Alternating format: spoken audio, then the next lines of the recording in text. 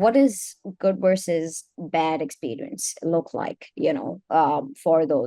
for those examples that you provided? And I think you already touched on a few points. You talked about, what's the, like, how seamless is the experience? How easy is it, for the customers to, or for the patients to leverage, whatever mode of communication, you're using. Not just that, are they feeling heard? Do they feel there's enough information transfer so they don't have to repeat themselves? Are there any other failure modes that you're, actively looking at when you're trying to deploy these AI use cases? You know, it tends to be with healthcare that people don't have oftentimes a choice to interact with companies. They need that information. And so I would say that we have to do this right when you're thinking about healthcare. I don't think that um, I don't think that I've seen a lot of experiences where it's been kind of, a complete free-for-all. Rather, I think it's really important to track and look at where's the source of the information that solves that problem. How easy is it to access? How often is it being updated? Again, making sure that we're correctly solutioning the inquiry. There's nothing more frustrating than if you engage with self-serve tools and you don't get anywhere.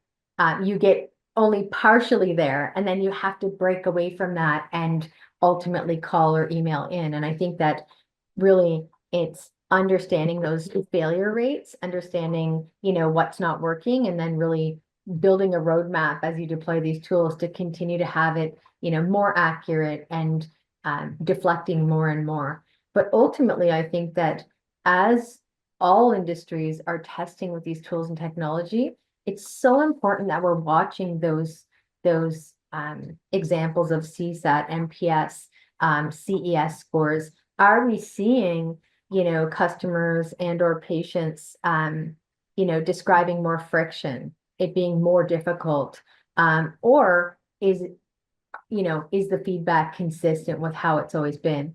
I think those indicators are really important to watch to ensure that while access to information and meeting our customers where they are through more channels is a great ambition, but ensuring again that those success rates through those channels are high and that the sentiment expressed from our customers is, again, is on par with where you'd want around outcomes.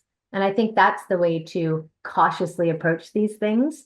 And again, it's one of those topics that I hear that comes up a lot is really understanding what are your KPIs, and really not making it all just about cost savings, Yeah. right? Or it's got to be a good experience. Yes, you can get to cost savings. In many cases, you can get to more capacity or certainly more efficiency, but it really does have to return because if your customers get frustrated by new channels, the calls and emails get longer and more difficult to solve. And I think it's really about avoiding, a need for those customers to drop out of those channels and try to come back through historical pathways that have been successful for them.